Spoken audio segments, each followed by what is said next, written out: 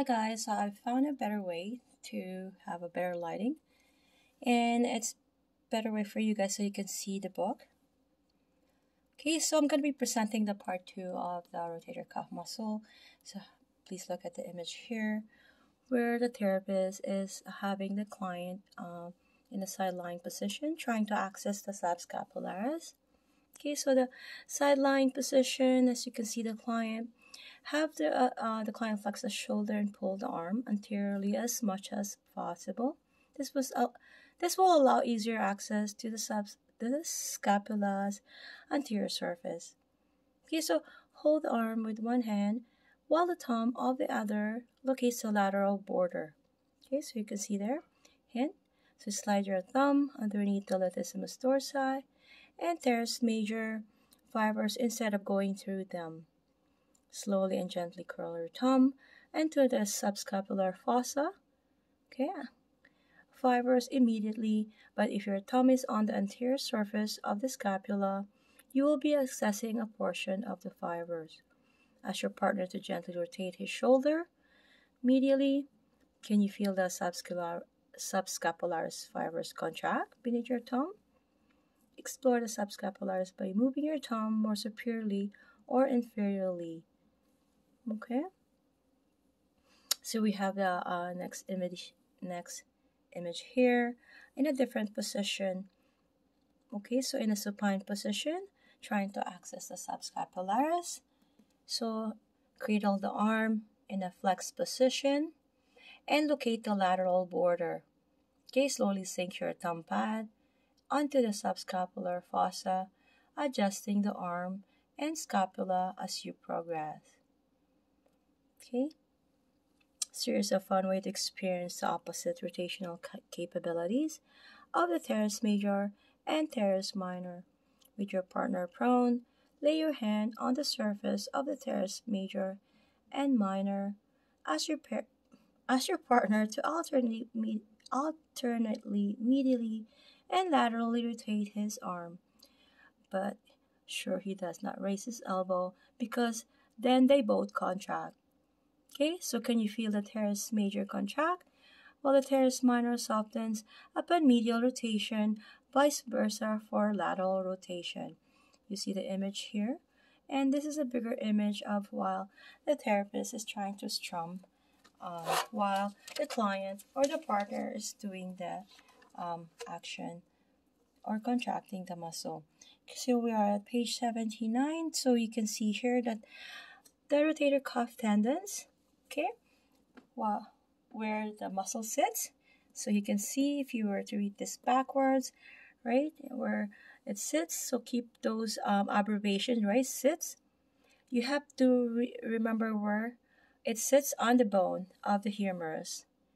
Okay, so rotator cuff tendons. So the tendons of the rotator cuff muscle can be difficult to access in an anatomical position.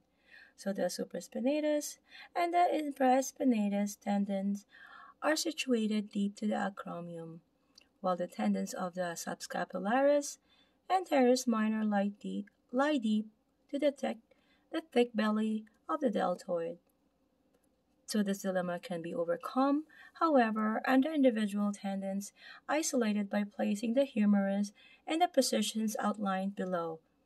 Since the rotator cuff tendons lie against the surface of the greater or lesser tubercles of the humerus, they cannot be separated from the underlying bone. Okay, so the supraspinatus tendon, you're having the client. Okay,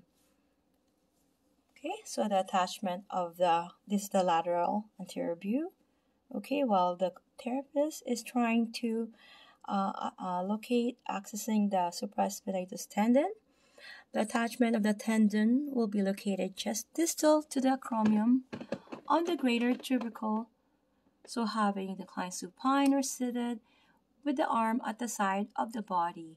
Locate the acromion and slide inferiorly onto the surface of the greater tubercle. Between these two landmarks will be a palpable portion of the tendon. So you're going to sink your thumb tip through the deltoid fibers. Using your firm pressure, you're going to roll your thumb across the small mound of the supraspinatus tendon. So are you palpating on the surface of the greater tubercle or on the superficial deltoid fibers? Okay, so you have to know this. So you see the positioning, this image here. I'm going to the page 80. Okay, so we're gonna be looking at the image here. As you can see, here is image 2.68. So where the client is seated, so you're gonna have to place your partner's arm behind her back so you can locate the supraspinatus tendon. This position will medially rotate and extend the humerus. So passively extend the arm as far as comparable as your partner. The position this brings the supraspinatus tendon out from under the acromion, just anterior and inferior to the acromioclavicular AC joint. Okay, is the arm medially rotated and extended as far as comfortably possible. Are you palpating inferior to the AC joint? So you're gonna have to check here in a bigger image, right? You're gonna have to check which joint are you palpating. Is it acromion? Is it the supraspinatus tendon? Or is it the AC joint? The supraspinatus was long thought to be a mere spark plug for shoulder abduction, initiating the movement before the stronger deltoid took over. Research shows, however, that the supraspinatus contracts through the full movement of abduction and can single-handedly bring the arm to 90 degrees. Infraspinatus and teres minor tendons, so with prone, with arm off the side of the table, locate the bellows of these muscles.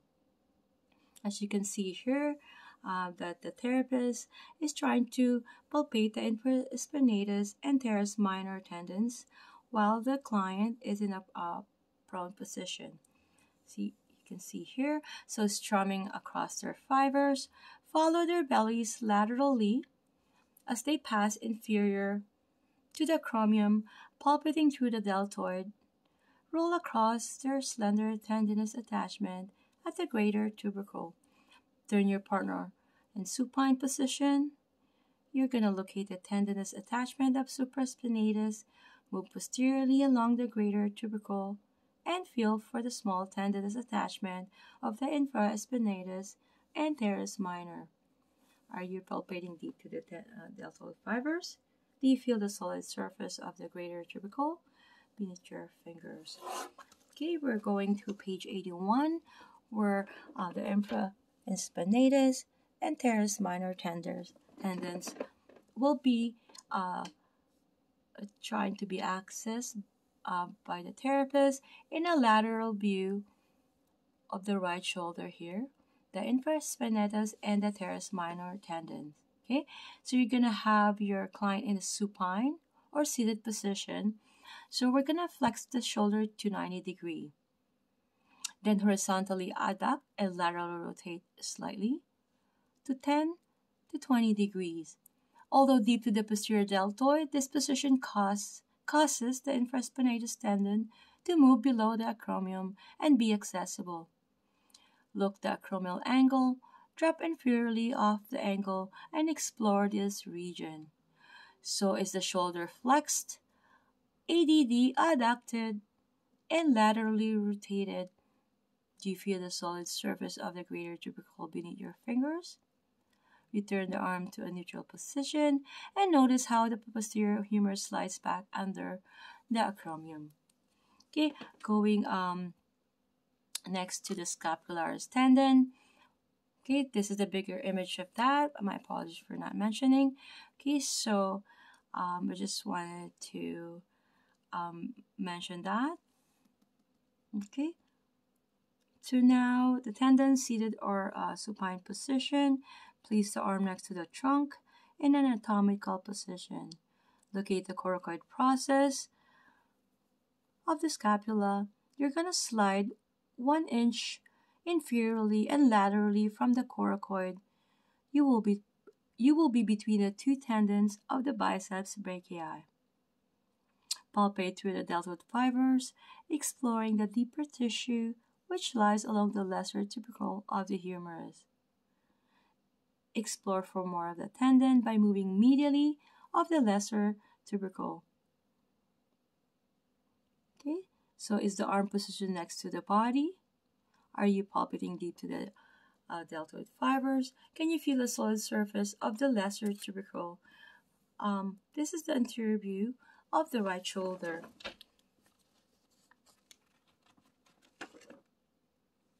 The next video will be the rhomboid minor, rhomboid major, the levator, scapula, and the serratus anterior.